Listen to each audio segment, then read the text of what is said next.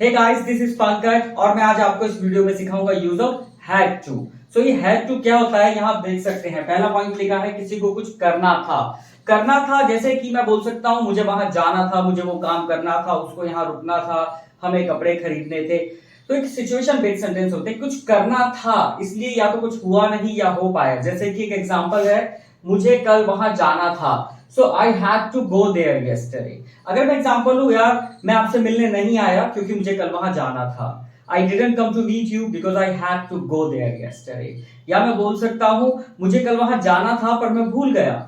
I had to go there yesterday but I forgot. तो ऐसे situations में हम लोग हैड टू का यूज करते हैं जब कुछ करना था। और सेकंड है, देखिए किसी को कुछ करना पड़ा था, कुछ एक बार कुछ करना पड़ा था या कोई मजबूरी थी या किसी ऐसी सिचुएशन में आप फंस गए जो आप टाल नहीं सकते थे। तो जैसे कि मुझे सुबह सुबह वहां जाना पड़ा था, I have to go there early in the morning. जैसे सुबह किसी को जाना नहीं पसंद है पर आपको जाना पड़ा, तो कुछ करना पड़ा, तो उधर हम बोल सकते हैं had to. I had to go there early in the morning. Third point होता है किसी को कुछ करना पड़ता था या करना होता था। अब इसके अंदर देखिए यहां लिखा हुआ है मुझे वहां रोज जाना पड़ता था। कोई ऐसा काम आपको रोज करना पड़ता था, मजबूरी में या किसी टाइमिंग में आप बंधे हुए हैं, जो चीज आप टाल नहीं सकते थे और आप रोज करते थे, रोज करना पड़ता था आपको, तो हम बोल सकते हैं I have to go there day. तो ये हमारी तीन सिचुएशंस है जहां हम लोग हैव टू का यूज कर सकते हैं। जैसे कुछ करना था, करना पड़ा था, करना होता था या करना पड़ता था। अगर मैं एग्जांपल्स दूं और आपको समझाऊं तो आप इजीली समझ पाएंगे। जैसे मुझे वहां जाना था, I have to go there. मुझे यहां रुकना था, I have to stay here. उसे नया फोन खरीदना था, she had to buy new phone. उन लोगों को अपना घर बेचना था, they had to sell their house. मुझे उसकी मदद करनी थी, I had to help him.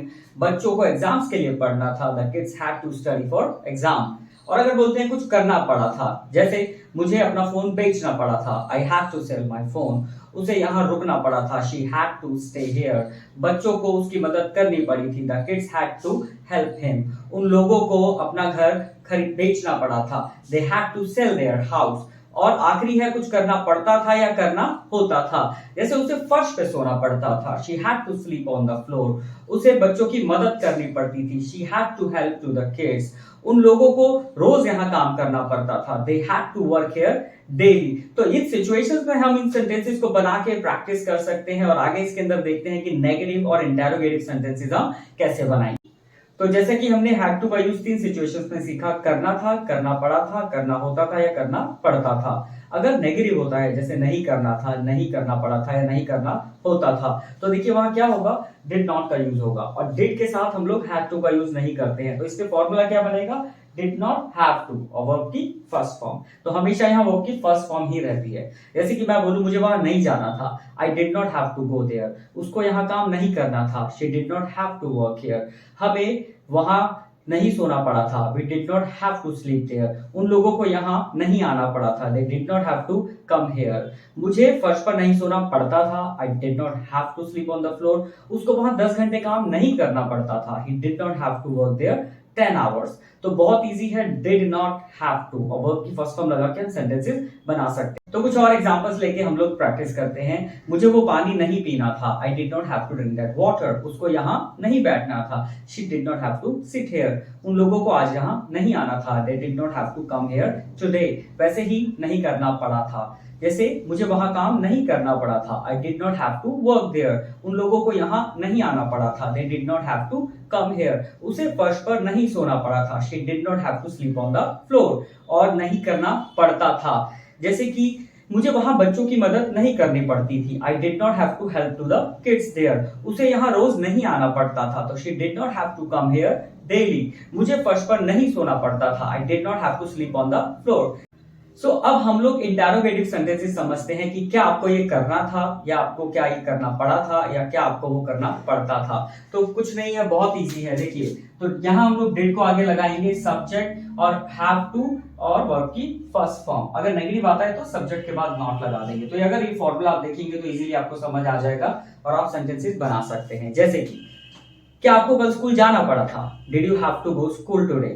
क्या आपको उसकी मदद करनी पड़ी थी, did you have to help him. क्या उसे यहाँ रुकना था, did she have to stay here.